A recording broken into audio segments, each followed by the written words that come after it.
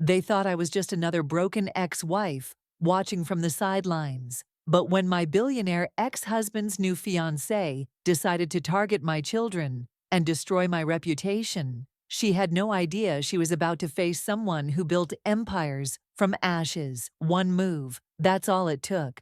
Before we dive into this story of ultimate revenge, hit that like button if you're ready for some serious karma and subscribe, because trust me, you won't want to miss what happens next. This is a story that will leave you speechless. My name is Victoria, and 5 years ago, I thought I had lost everything.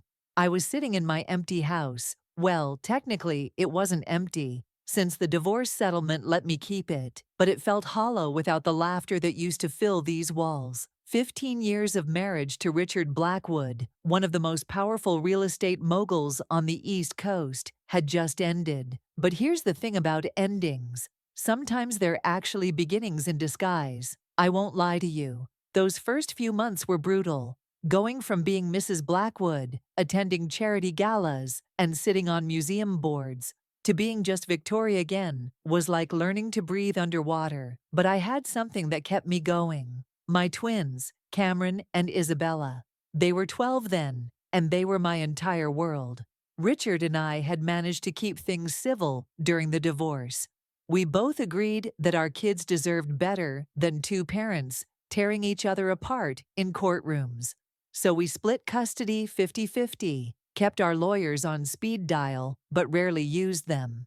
And I genuinely thought we were handling everything like the mature adults we pretended to be. While Richard continued building his empire, I decided to build my own. I'd always been fascinated by technology, and during my marriage, I'd quietly earned my master's in computer science, something that raised eyebrows at those fancy dinner parties, let me tell you. But now it was time to put that degree to work.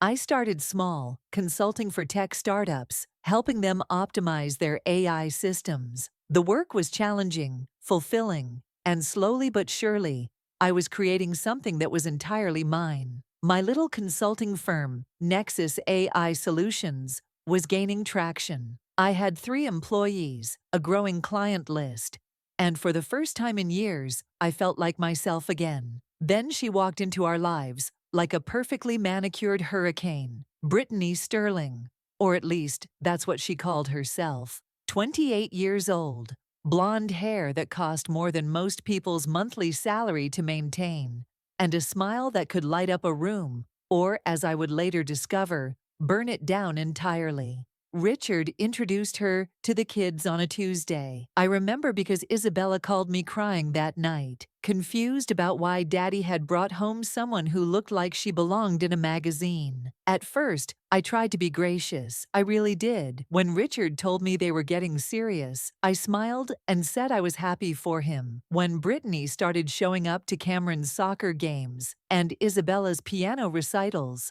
I made polite conversation and complimented her designer handbags. I even defended her when my sister called her a obvious gold digger over Sunday brunch. I thought I was being mature, evolved, the kind of ex-wife that people write articles about, you know, how to co-parent successfully after divorce. But Brittany had other plans. It started small, so small that I almost convinced myself I was imagining things. A comment here and there about how difficult transitions can be for children from broken homes. A suggestion that maybe the kids needed more stability in their lives.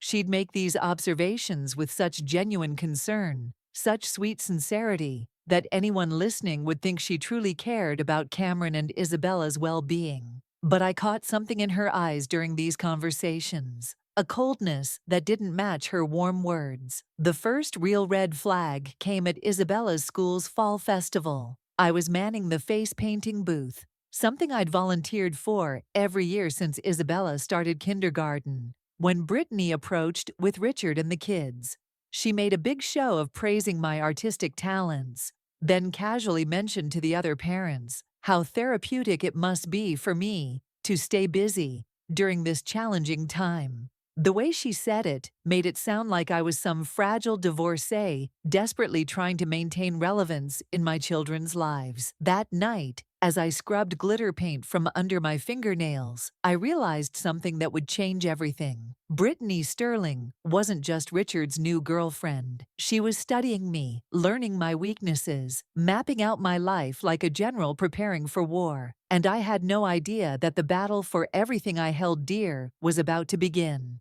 If I thought Brittany's subtle jabs at school events were bad, I had no idea what was coming. Within 3 months of that fall festival, my entire world started crumbling in ways that seemed almost too calculated to be coincidence. Almost. It began with the money. Richard had never missed a child support payment in 3 years. Not once. So when December came and went without the usual transfer, I called his office. His assistant, Margaret, who'd known me for over a decade, sounded uncomfortable when she told me there had been some administrative delays and that Richard would call me back. He never did. When January's payment was also late, I texted him directly. His response was cold, formal, nothing like the man who used to send me funny memes about our kids. Financial advisors are reviewing all expenditures. You'll receive payment when appropriate. Then came the custody changes. Suddenly, Richard needed the kids for additional weekends because Brittany was planning family bonding activities. When I protested that this wasn't part of our agreement, he suggested we be flexible for the children's sake.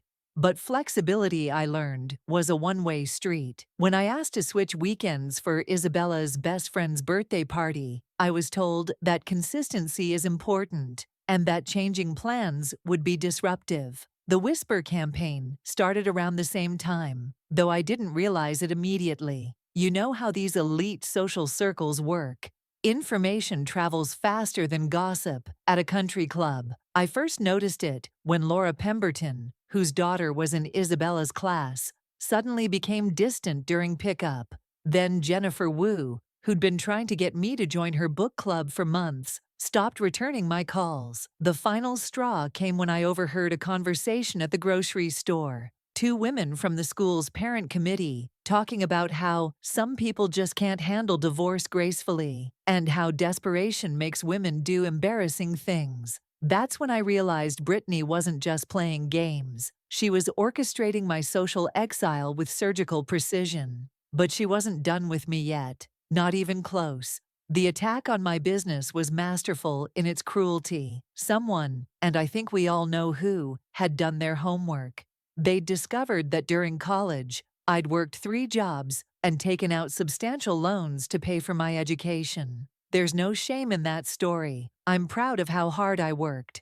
But in the hands of someone like Brittany, my struggle became evidence of gold-digging ambition. Suddenly, people were questioning whether I'd married Richard for love or for his wallet. The rumor mill painted me as a calculating woman who'd trapped a successful man and was now bitterly clinging to his wealth. Then came the business sabotage. I started losing clients. Not all at once, which would have been obvious, but gradually. One by one, companies that had been thrilled with my work began finding reasons to terminate contracts early.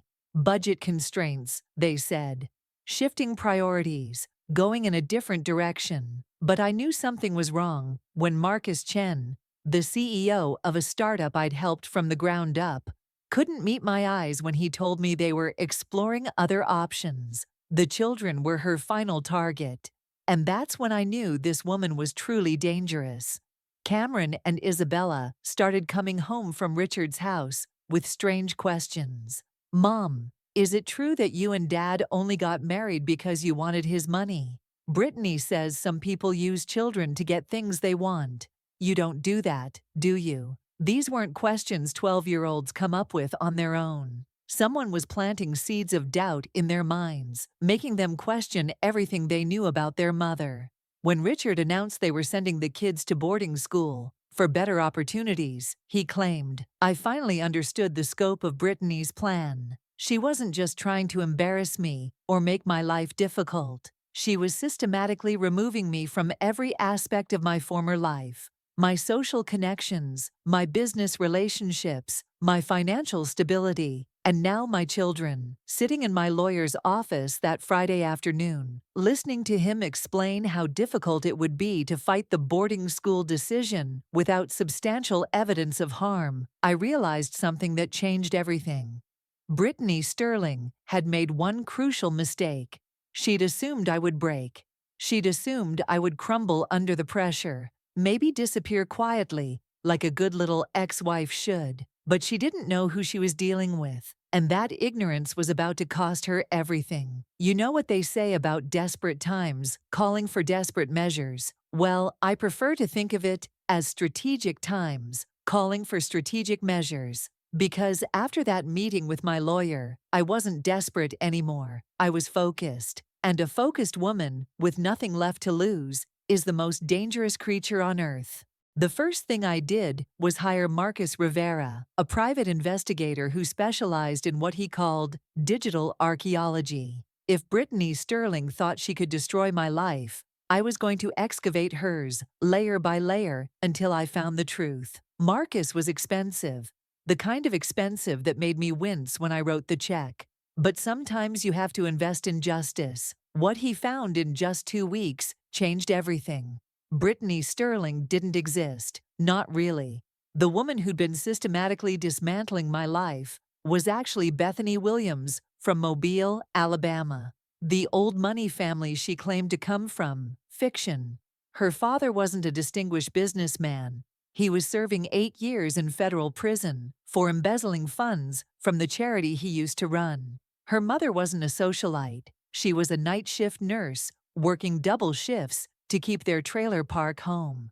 The trust fund she casually mentioned, as fake as her accent, which, Marcus discovered, she'd been perfecting for years. But here's where it gets really interesting. Brittany, had done this before, twice. Marcus traced her back to Atlanta, where she'd infiltrated the divorce proceedings of a wealthy cardiologist and his ex-wife. Same pattern. Befriend the husband, systematically destroy the ex-wife's reputation.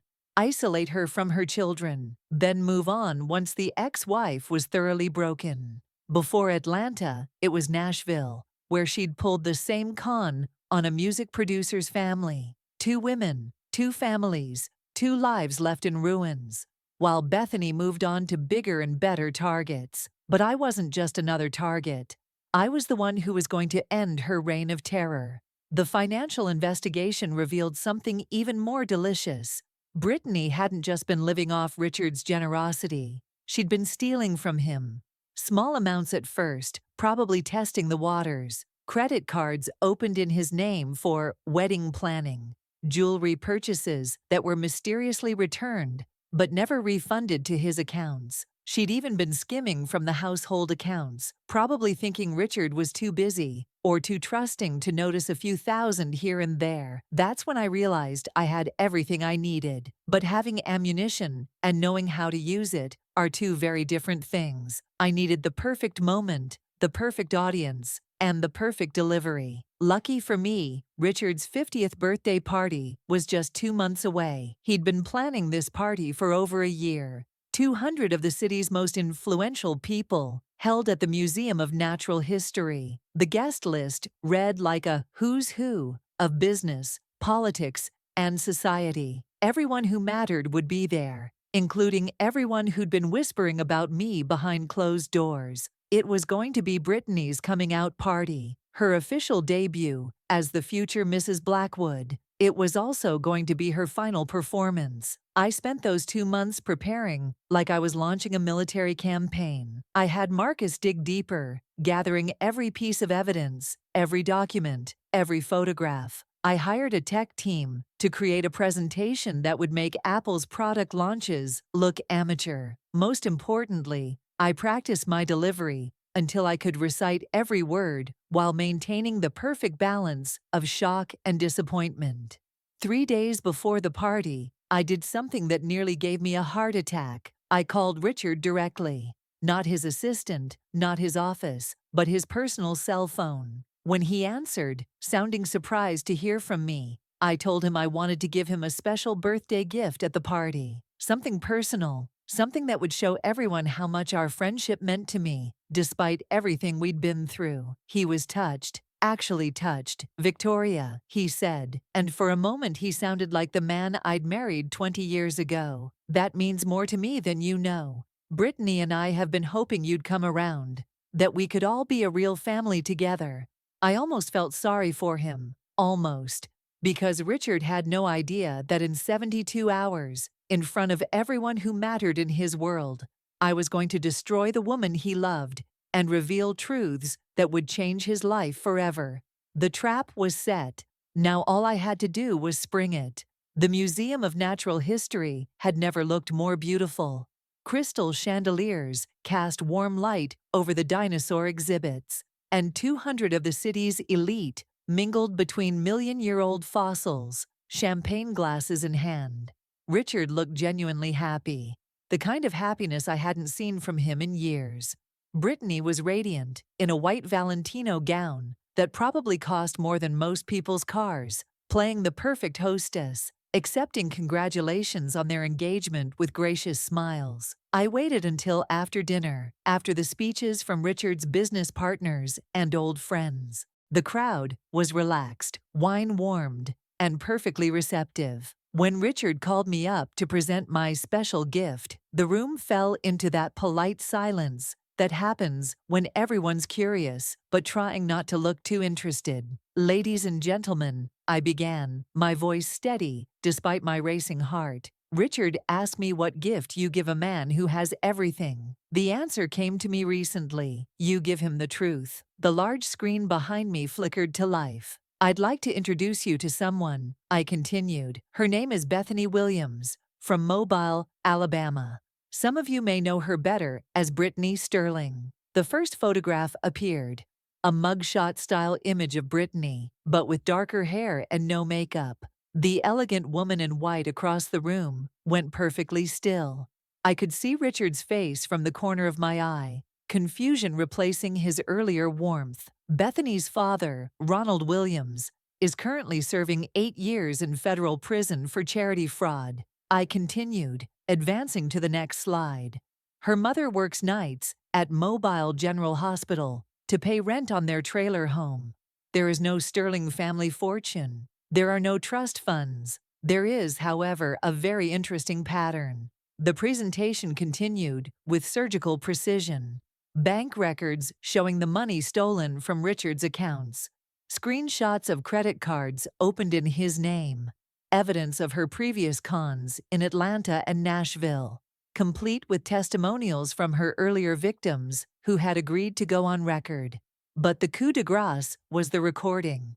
"This was captured 3 weeks ago," I announced, as audio filled the room. It was Brittany's voice, crystal clear, talking to someone on the phone about the old fool and how she'd have access to everything once they were married. Her real accent came through, not the polished East Coast inflection she'd perfected, but pure Alabama. She laughed about how easy it had been to turn Richard against that pathetic ex-wife and how the kids would be shipped off to boarding school the minute the ring was on my finger. The silence in that room was deafening. 200 people who thought they'd seen everything were witnessing the complete destruction of a master manipulator in real time. I could see phones coming out, people recording, the story already spreading through social media before I'd even finished speaking. Richard's face had gone through shock, confusion, and was settling into something I'd never seen before. Pure, cold rage. When the presentation ended and the lights came up, he walked slowly toward Brittany, who was now visibly shaking. "Security," he called out, his voice carrying across the silent room.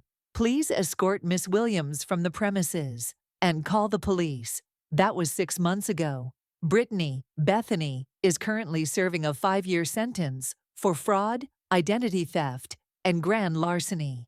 The trial made national news, and her previous victims finally got their justice too.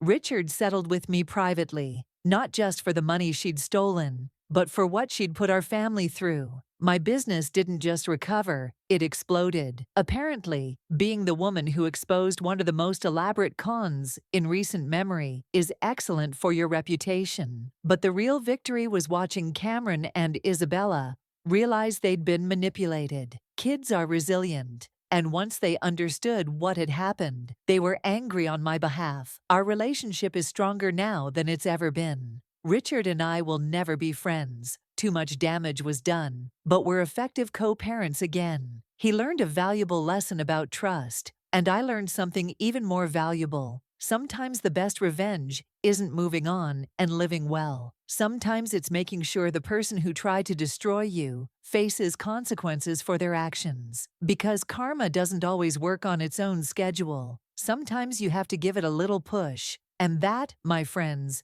is how you turn the tables on someone who thinks they can destroy your life without consequences. Sitting here now, telling you this story, I still can't believe how perfectly everything fell into place. But you know what? I've learned that justice isn't always about waiting for karma to catch up. Sometimes you have to be karma's delivery service. Brittany Sterling, or should I say Bethany Williams, thought she was playing chess while I was playing checkers. She had no idea that while she was busy dismantling my social life and poisoning my children against me, I was building a case that would expose not just her lies to Richard, but her entire criminal enterprise. The woman who thought she could erase me from my own life is now a convicted felon, and every family she destroyed before mine finally got their justice too. What strikes me most about this whole experience isn't just how satisfying the revenge was. Though I won't lie, seeing her face when those mugshots appeared on screen was pretty incredible. It's how many people came forward afterward, people who had suspected something was off but didn't know what to do about it. Turns out, when you shine a light on a predator, you don't just save yourself, you save everyone who might have been next. My business is thriving beyond anything I could have imagined. Apparently, being the woman who exposed a master manipulator is fantastic for your reputation. But more importantly, my kids and I are closer than ever. They learned a hard lesson about manipulation and trust, but they also learned that their mother is someone who fights back when cornered. That's a lesson I hope they carry with them forever. Now I want to hear from you. What did you think of how I handled Brittany? Was the public humiliation too much, or did she get exactly what she deserved? Have you ever dealt with someone who tried to systematically destroy your life? Drop your thoughts in the comments below. I read every single one, and I love hearing your stories. If this story of ultimate revenge and justice got your blood pumping, then you need to smash that subscribe button right now. I've got more incredible true stories of people who thought they could get away with destroying others, only to face the consequences of their actions. These are the stories that remind us that sometimes, just sometimes, the good guys really do win. And hey, if you know someone who needs to hear this story, maybe someone who's being manipulated or torn down by someone they trusted, share this video. Because sometimes the most powerful thing you can do is show someone that they're not alone, and that fighting back is not only possible, it's necessary. Hit that notification bell so you never miss a story of justice served cold. And remember, never underestimate someone who has nothing left to lose, because that's when we become most dangerous. Until next time, keep fighting for what's right, and never let anyone convince you that staying silent is the noble choice. Sometimes the most noble thing you can do is make sure the whole world knows exactly who someone really is. Thanks for listening to my story. Now go make sure yours has the ending you deserve.